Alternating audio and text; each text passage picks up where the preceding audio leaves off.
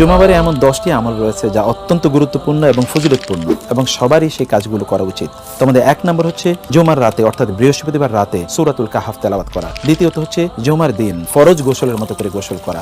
আর তৃতীয়ত হচ্ছে সুন্দর জামা কাপড় পরা এবং চতুর্থত হচ্ছে পারফিউম অর্থাৎ আতর বা পারফিউম ব্যবহার করে তারপরে মসজিদে যাওয়া। এবং পঞ্চম বিষয় হচ্ছে আজান দেওয়ার সাথে সাথে সকল কার্যক্রম বন্ধ করে দোকানপাট, ব্যবসা বাণিজ্য, অন্যান্য কার্যকলাপ বন্ধ করে তারপরে মসজিদে যাওয়া। ষষ্ঠ হচ্ছে দ্রুত পায়ে হেঁটে সবার আগে মসজিদে যাওয়া এবং ইমামের সবচেয়ে কাছাকাছি বসার চেষ্টা করা। এবং সপ্তম বিষয় হচ্ছে ইমাম সাহেব খুতবা দেওয়ার আগে যতদূর সম্ভব নফল বা সুন্নাহ নামাজ পড়তে থাকা।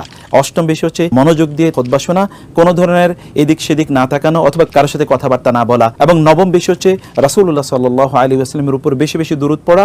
আর দশম বিষয় হচ্ছে জুমার দিন আসর থেকে মাগরিব পর্যন্ত এই সময় আল্লাহ সুবহানাহু ওয়া তাআলার কাছে যে কোনো দোয়া করা, কারণ এই সময় দোয়া করলে আল্লাহ সুবহানাহু ওয়া তাআলা কবুল করে নেবেন।